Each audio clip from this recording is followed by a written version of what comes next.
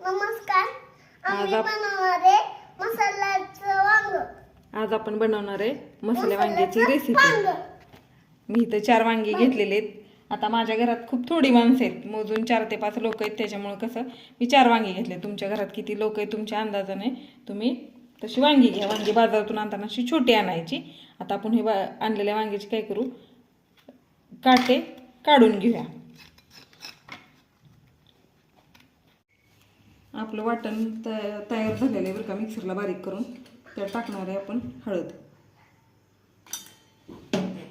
नंतर टाकणार आहे चटणी. हे बघा, मी जास्त खडा मसाला का घेतला नाही माहिती आहे का, ह्याच्यामध्ये ही आमची चटणी आहे ना घरी बनवलेली असते, त्यात जास्त कसं हे टाकलेलं असते, खडा मसाल्याचा वापर आमच्या जास्त करतो. त्याच्यामुळे काय वरून धने किंवा बाकीची जी लवंग वगैरे असते ना, खडा मसाला घ्यायची काही जास्त गरज लागते. त्याच्यामुळे कसं भाजी खूप तिखट होती. सगळं आपण असं व्यवस्थित कालवून घेऊया. आणि चटणीत आमच्या मीठ पण असते, त्यामुळे मीठ पण जास्त वरून टाकायची काही गरज वाटत नाही. तुमची घरी कशी चटणी किंवा कसा मसाला आहे त्याच्यानुसार तुम्ही मसाला घ्या, किंवा गरम मसाला जरी वापरला ना तरी चालेल.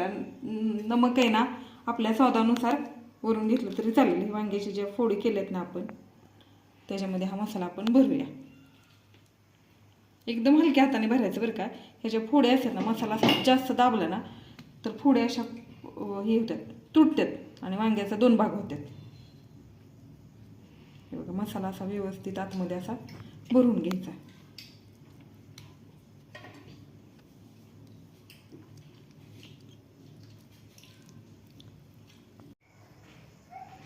तेल तापले, जिरं टाकूया, मोहरी टाकूया आणि आपला मसाला भाजून घेऊया.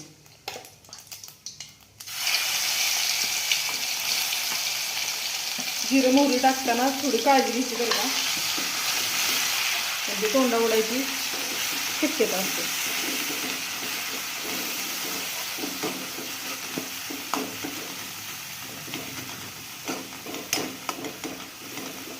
मसाला थोडासा असा भाजला ना हलकासा, त्यात आपण वांगी टाकूया.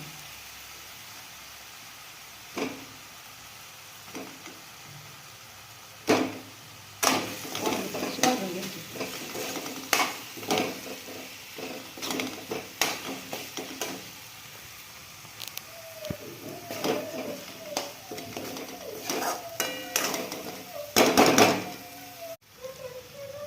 प्लेटमधला मसाला पण आहे ना सगळा घेऊया बरं का.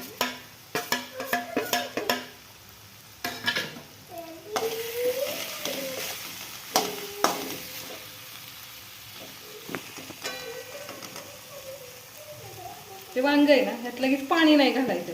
गॅस पूर्ण बारीक करायचा एकदम स्लो, आणि त्याच्यावर झाकण घालायचं. ते काही जळत नाही, मसाला काही होत नाही. असं झाकण घालून एक 5 मिनटं तरी, कमीत कमी 5 मिनटं म्हणण्यापेक्षा एक 2 ते 3 मिनटं वांगी थोडी मऊ होईपर्यंत त्याच्यावर झाकण घालायचं. हे बघा, झाकण उघडून आपण बघूया. कुठं सुद्धा मसाला खाली लागलेला नाहीये किंवा करपलेला पण नाहीये. आणि बघा, वांगा असं भाजलेलं आहे, त्याच्यावर थोडाशी अशी काळसर झाक आलेली आहे, किंवा काळसर थोडासा असा तांबडसर वांग्याचा रंग झालेला आहे. आणि अजिबात कढईला थोडं सुद्धा करपलेलं नाही आहे किंवा लागले नाही. आता हे जे मिक्सरचं भांडं आहे ना, त्यात आपण मसाला फिरवला, ते भांडं स्वच्छ धुवून घ्यायचं आणि तेच पाणी आहे ना मसाल्याचं टाकायचं वांग्याला.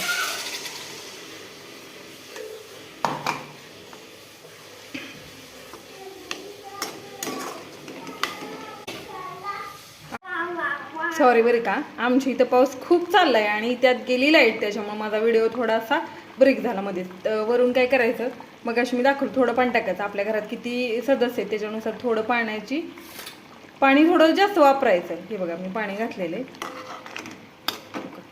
असा घट्टसर असा झालेला आहे. आणि सगळ्यात महत्त्वाचं, हे सगळं आपलं करून झालं ना, हे जे चक्री फुल असतं ना, हे बघा चक्री फुल, त्याला स्टार फुल पण म्हणतात. माझ्याकडे कसं चटणीला आम्ही जास्त खडा मसाला वापरल्यामुळं कसं मी ह्या 2च पाकळ्या त्याच्या आपल्या ह्या चक्री फुलाच्या ह्या रश्यात टाकणार आहे. हे बघा, आणि झाकण टाकायचं.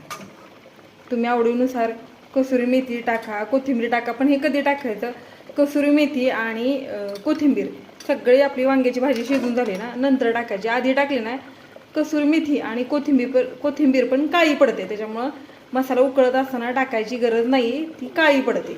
फक्त आपण चव जी आहे ना हॉटेलसारखी एकदम येते आणि चक्री फुलामुळे वासही खूप छान येतो.